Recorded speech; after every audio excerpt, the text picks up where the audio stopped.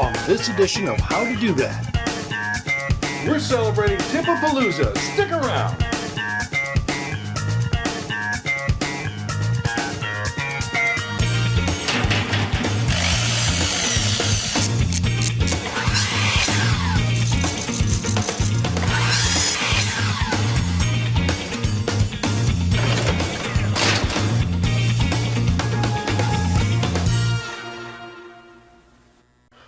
On this week's quick tip, we're making a flying insect catcher. That's right, using an old soda bottle, some tape, scissors, string, a sharp knife, sugar, and water. All right, to get started, what I've done is I've started my hole with a sharp knife by puncturing into the plastic bottle. Then I'm taking my scissors and I'm cutting around the bottle just above the center line. Now this doesn't have to be precise. All right, so you should end up with two halves like this. Now, you take this half, you put it on top of that half. Now the secret is you don't want the neck of the bottle touching the bottom at all. All right? Now, you take a little bit of water and we'll dump the water into the bottle like this. Again, you don't want the water to get all the way up to the top of the bottle. All right? This is just about perfect. You want a little bit of gap, maybe a 1/4 inch, maybe a 1/2 inch from the bottom. All right? Now, take your lid back out. Add a little bit of sugar. Now you could also add soda. You could add brown sugar. What you're wanting to do is sweeten the water. That's all you want to do. And then swirl it around just a little bit to mix it up. All right. Now that you've got that, take a piece of tape.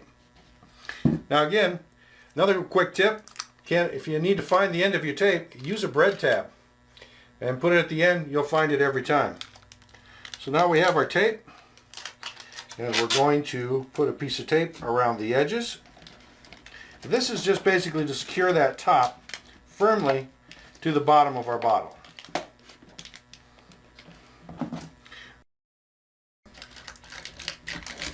Now you could set this out just like this. Put it in a corner of your yard or something, and it'll collect flies, mosquitoes, wasps, will all get trapped in that little mixture.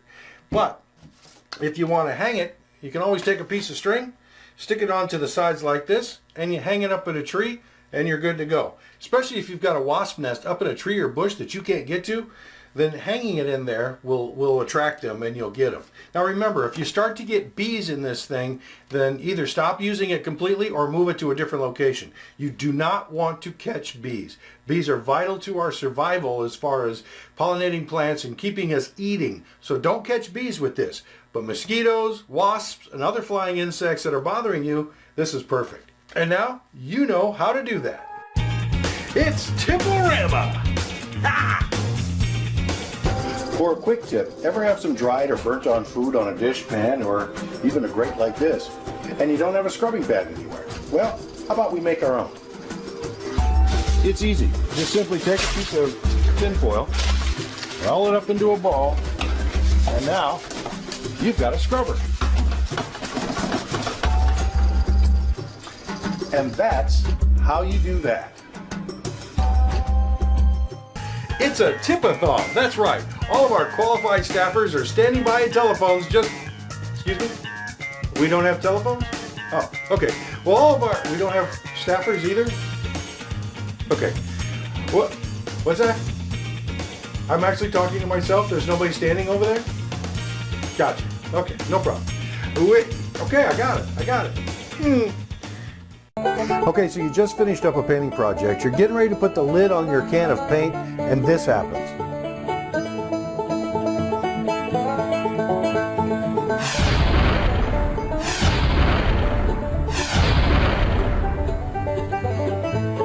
Well, for this week's quick tip, we're going to show you how to avoid that. First off, look at this mess. See, you don't need this mess on your can of paint. Take a regular can of paint just like this. Take a rubber band like this. And let's put it over the can of paint like this.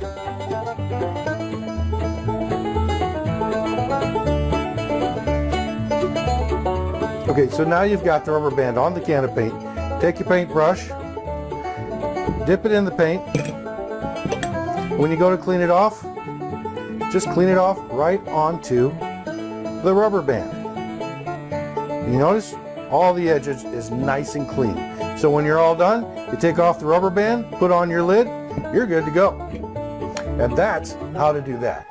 Ladies and gentlemen, welcome to the 9th Annual Tip Olympics. For today's quick tip, we replaced our old toilet with a more efficient one, and that's going to save us money on our water bill in the long run. But if you don't want or need to replace your toilet, here's some things you can do to make your existing toilet more efficient.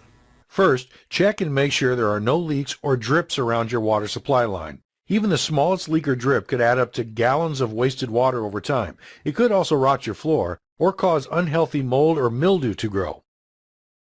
Next, check the flapper inside the tank and make sure it's sealing properly. One way to check this is to add some food coloring to the tank. See if the color appears in the bowl. If it does, it most likely means that the flapper is not sealing properly and needs replaced. Lastly, to help save water, you could add a brick or a large rock like this into the tank. This will take up space so that the tank fills with less water. Just make sure it doesn't interfere or block anything on the inside. These simple tips will help you stop literally flushing money down the toilet. And now you know how to do that. It's Tipsy Tuesday. On today's quick tip, ever wonder why the cord on a toaster is so short? And why the heck is it all the way up front? Well, there's a couple of schools of thought on this. One states that the government forced a change in the building codes to prevent electric appliances from being placed too close to a kitchen sink. It requires that electrical outlets are kept a minimum distance from the sink, and that distance basically coincides with the length of the cord. This way you can't accidentally knock your toaster into the sink of water. Another explanation is that appliances that demand a lot of power, like a toaster, draws electricity through the cord faster, which might cause longer cords to heat up and become a fire hazard. And this is also why you never ever want to use extension cords with a toaster or any kitchen appliance. As for why the cord is attached in the front, well, according to wikianswers.com, the underwriter's laboratory that inspects appliances for safety instated new safety regulations requiring the cord to meet the toaster where the control panel is located, in the front, and also requires shorter cords. They cite as their source, Hamilton Beach Customer Service. And now, you know how to do that. Thank you for watching this episode of How to Do That. We upload a brand new episode every Tuesday, so if you enjoyed this episode, be sure to like and subscribe to us over on YouTube, and that way you can say that you know how to do that.